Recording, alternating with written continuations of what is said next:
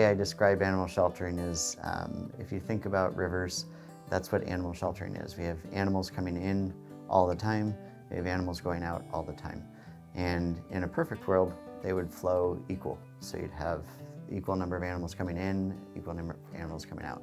But because animals are animals and we're human, there's stop gaps in there. So when an animal comes in, we have to do vaccines, we have to do a physical exam, we have to sort of evaluate it behaviorally, and all those things take time. So it's a little bit of a slowdown process, so it's not like, in the door and out the door.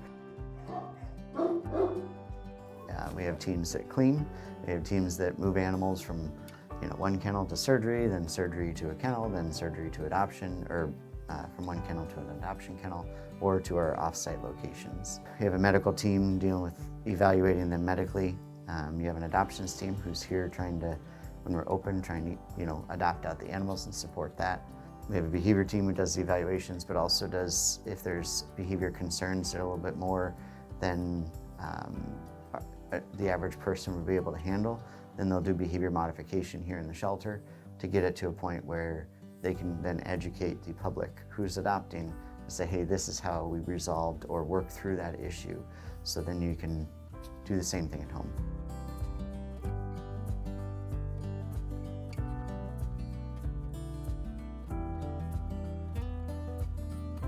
So for this situation we just went through, it was a call for help from another organization, so we weren't leads on the case. Law enforcement in that county was the lead, and they had reached out to the local animal shelter, and that animal shelter had reached out to us to assist. So we then got a team together to basically do what they asked us to do, which is to assist on removing the animals. So we had a team on site within 2 hours. We didn't have a whole lot of information because we weren't on site yet. And so we guessed, like, okay, this is happening, so we need to at least plan for some animals coming in.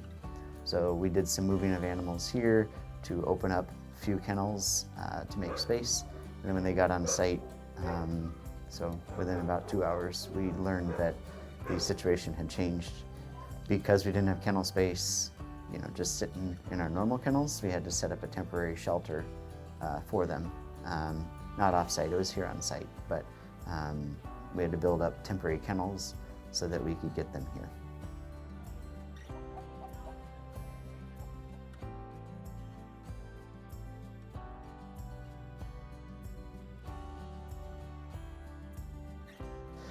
Honestly, the biggest thing is just support us in everything we do, whether that's through adoption, financial, attending events, getting the word out, sharing the news, being a participant.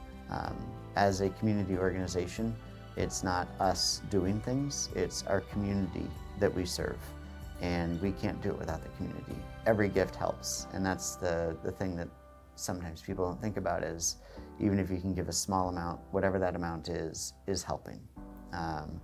And then just volunteering, being a participant in the activities themselves, helping us take care of the animals or the facilities or the public.